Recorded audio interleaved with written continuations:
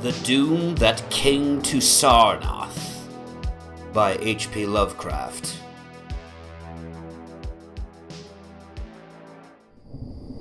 There is in the land of Mnar a vast still lake that is fed by no stream, and out of which no stream flows. 10,000 years ago there stood by its shore the mighty city of Sarnath. But Sarnath stands there no more. It is told that in the immemorial years when the world was young, before ever the men of Sarnath came to the land of Mnar, another city stood beside the lake, the grey stone city of Ib, which was old as the lake itself, and peopled with beings not pleasing to behold.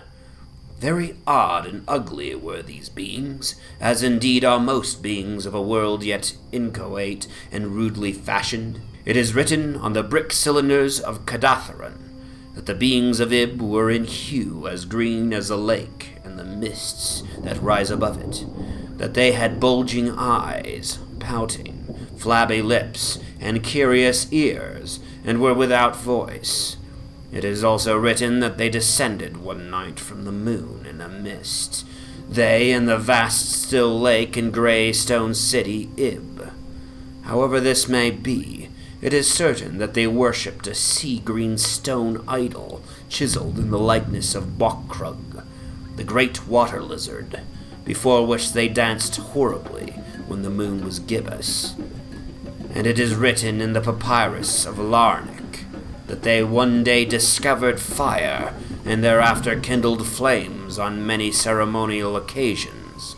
But not much is written of these beings, because they lived in very ancient times, and man is young and knows little of the very ancient living things. After many eons, men came to the land of Mnar, dark shepherd folk with their fleecy flocks, who built Thraa, Ilarnek, and Kadatheron on the winding river Ai, and certain tribes, more hardy than the rest, pushed on to the border of the lake and built Sarnath, at a spot where precious metals were found in the earth.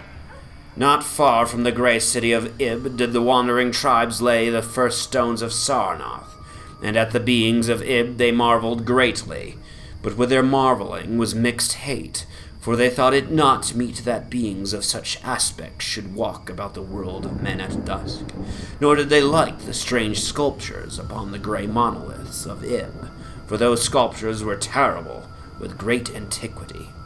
Why the beings and sculptures lingered so late in the world, even until the coming of men, none can tell, unless it was because the land of Mnar is very still and remote from most other lands, both of waking and of dream. As the men of Sarnath beheld more of the beings of Ib, their hate grew, and it was not less because they found the beings weak, and soft as jelly to the touch of stones and spears and arrows. So one day the young warriors, the slingers and the spearmen and the bowmen, marched against Ib and slew all the inhabitants thereof, pushing the queer bodies into the lake with long spears, because they did not wish to touch them. And because they did not like the grey sculptured monoliths of Ib, they cast these also into the lake, wandering from the greatness of the labor. However, the stones were brought from afar, as they must have been, since there is not like them in all the land of Mnar, or in the lands adjacent. Thus, of the very ancient city of Ib was nothing spared, save the sea-green stone idol chiseled in the likeness of Bokrug, the water lizard.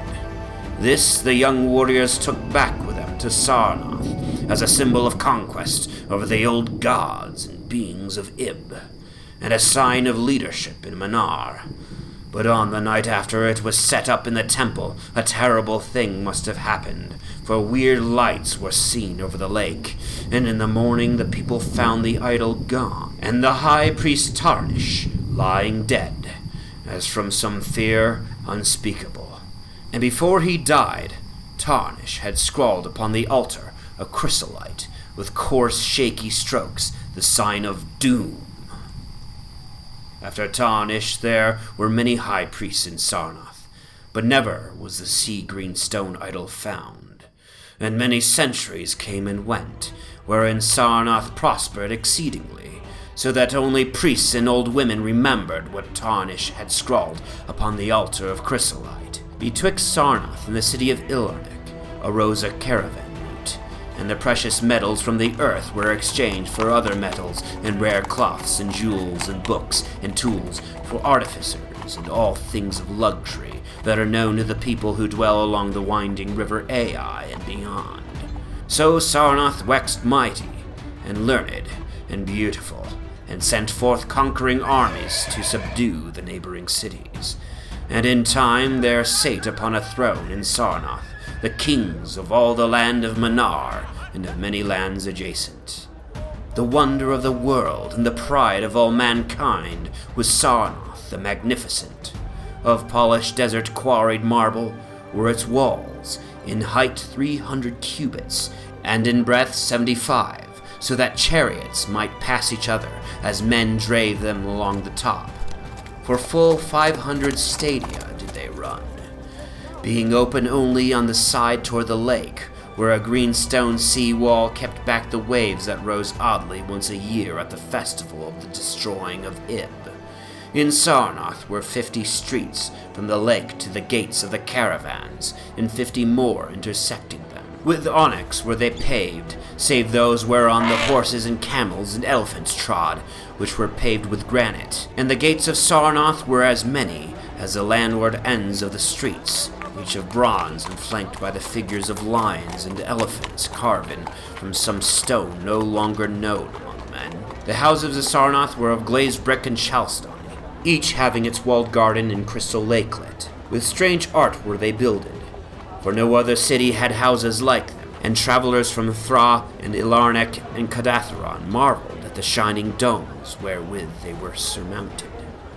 But more marvelous still were the palaces and the temples and the gardens made by Zokhar, the olden king. There were many palaces, the least of which were mightier than any in Thraa or Ilarnek or Kadatheron. So high were they that one within might sometimes fancies himself beneath only the sky. Yet when lighted with torches dipped in the oil of Dothra, their walls showed vast paintings of kings and armies, of a splendor at once inspiring and stupefying to the beholder. Many were the pillars of the palaces, all of tinted marble, and carven into designs of surpassing beauty.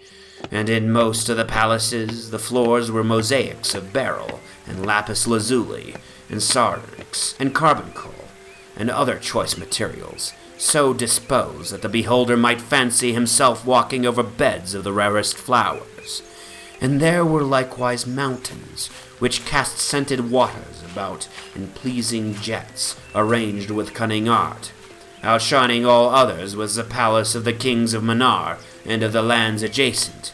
On a pair of golden crouching lions rested the throne, many steps above the gleaming floor, and it was wrought of one piece of ivory, though no man lives who knows whence so vast a piece could have come. And in that palace there were also many galleries and many amphitheaters, where lions and men and elephants battled at the pleasure of the kings.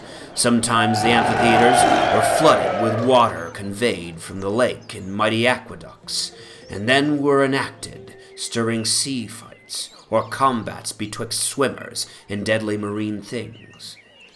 Lofty and amazing were the 17 tower-like temples of Sarnath, fashioned of a bright multicolored stone not known elsewhere. A full 1,000 cubits high stood the greatest among them, wherein the high priest dwelt with a magnificence scarce less than that of the kings. On the ground were halls as vast and splendid as those of the palaces, where gathered throngs in worship of Zokalar and Tamash and Labon, the chief gods of Sarnath, whose incense-enveloped shrines were as the thrones of monarchs. Not like the icons of other gods were those of Zokalar and Tamash and Labon, for so close to life were they that one might swear the graceful bearded gods themselves sate on the ivory thrones. And up unending steps of shining zircon was a tower chamber, wherefrom the high priest looked out over the city, and the plains and the lake by day, and at the cryptic moon, insignificant stars and planets, and the reflections in the lake by night. Here was done the very secret and ancient rite and detestation of Bokrug, the water lizard, and here rested the altar, a chrysolite, which bore the doom scrawl of Thraa. Wonderful likewise were the gardens made by Zokar the Olden King. In the center of Sarnath they lay, covering a great space and encircled by a high wall, and they were surmounted by a mighty dome of glass, through which shone the sun and moon and stars and planets when it was clear, and from which were flung fulgent images of the sun and moon and stars and planets when it was not clear. In summer, the gardens were cooled with fresh odorous breezes, skillfully wafted by fans, and in winter they were heated with concealed fires, so that in those gardens it was always spring. There ran little streams over bright pebbles, dividing meads of green and gardens of many hues, and spanned by a multitude of bridges. Many were the waterfalls in their courses, and many were the lilied lakelets into which they expanded. Over the streams and lakelets rode white swans, whilst the music of rare birds chimed in with the melody of the waters. In ordered terraces rose the green banks, adorned here and there with bowers of vines and sweet blossoms, and seats and benches of marble and porphyry. And there were many small shrines and temples, where one might rest or pray to small gods. Each year there was celebrated in Sarnath the feast of the destroying of Ib, at which time wine, song, dancing, and merriment of every kind abounded. Great honors were then paid to the shades of those who had annihilated the odd ancient beings, and the memory of those beings and of their elder gods was derided by dancers and lutanists, crowned with roses from the gardens of Zokar. And the kings would look out over the lake, and curse the bones of the lake that lay beneath it. At first the high priest liked not these festivals, for there had descended amongst them queer tales of how the sea-greened icon had vanished, and how Thraa had died from fear and left a warning. And they said that from their high tower they sometimes saw lights beneath the waters of the lake.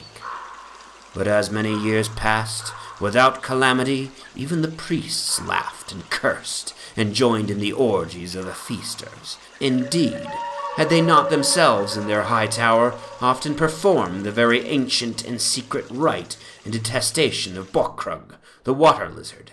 And 1,000 years of riches and delight passed over Sarnath, wonder of the world and pride of all mankind. Gorgeous beyond thought was the feast of the 1,000th year of the destroying of Ib. For a decade had it been talked of in the land of Mnar, and as it drew nigh, there came to Sarnath, on horses and camels and elephants, men from Thraa, Ilarnek, and Kadatheron, and all the cities of Mnar and the lands beyond.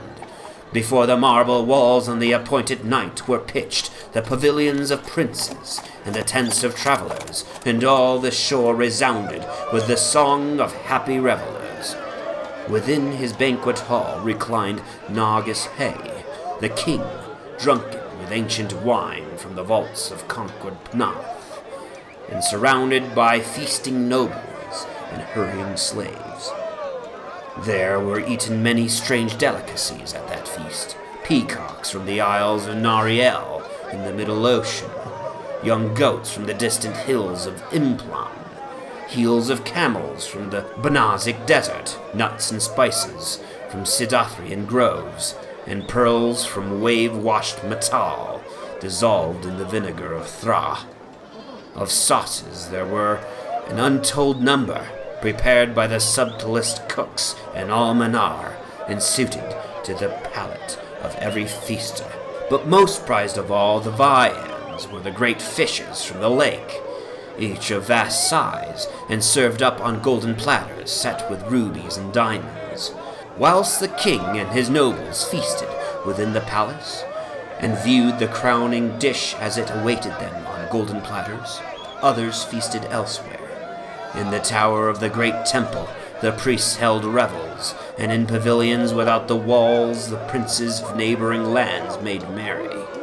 And it was the high priest Mnar who first saw the shadows that descended from the gibbous moon into the lake, and the damnable green mists that arose from the lake to meet the moon, to shroud in a sinister haze the towers and the domes of fated Sarnath. Thereafter those in the towers and without the walls beheld strange lights on the water, and saw that the grey rock Acheron, which was wont to rear high above it near the shore, was almost submerged, and fear grew vaguely yet swiftly, so that the princes of Ilarnek and of far Wakul took down and folded their tents and pavilions, and departed for the river Ai, though they scarce knew the reason for their departing. Then, close to the hour of midnight, all the bronze gates of Sarnath burst open, and emptied forth a frenzied throng that blackened the plain, so that all the visiting princes and travelers fled away in fright. For on the faces of this throng was writ a madness born of horror unendurable, and on their tongues were words so terrible that no hearer paused for proof. Men whose eyes were wild with fear shrieked aloud of the sight within the king's banquet hall, where through the windows were seen no longer the forms of Nagas High and his nobles and slaves, but a horde of indescribable green voiceless things with bulging eyes, pouting flabby lips, and curious ears, things which danced horribly, bearing in their paws golden platters set with rubies and diamonds, containing uncouth flames. And the princes and travelers, as they fled from the doomed city of Sarnath on horses and camels and elephants, looked again upon the mist-begetting lake, and saw the grey rock Acheron was quite submerged. Through all the land of Mnar and the lands of adjacent spread the tales of those who had fled from Sarnath, and caravans sought that accursed city and its precious metals no more. It was long ere any traveler went thither, and even then only the brave and adventurous young men of distant Falona dared make the journey.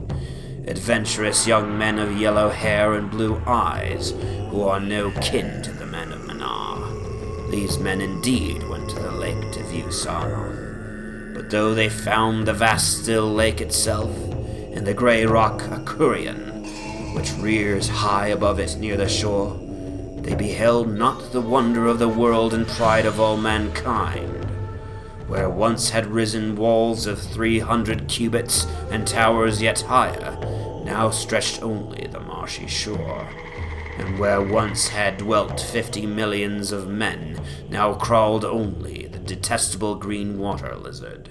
Not even the mines of precious metal remained, for doom had come to Sarnath. But half buried in the rushes was spied a curious green idol of stone, an exceedingly ancient idol coated with seaweed and chiseled in the likeness of Bokrug, the great water lizard. That idol, enshrined in the high temple at Ilarnek, was subsequently worshipped beneath the gibbous moon throughout the land of Mnar.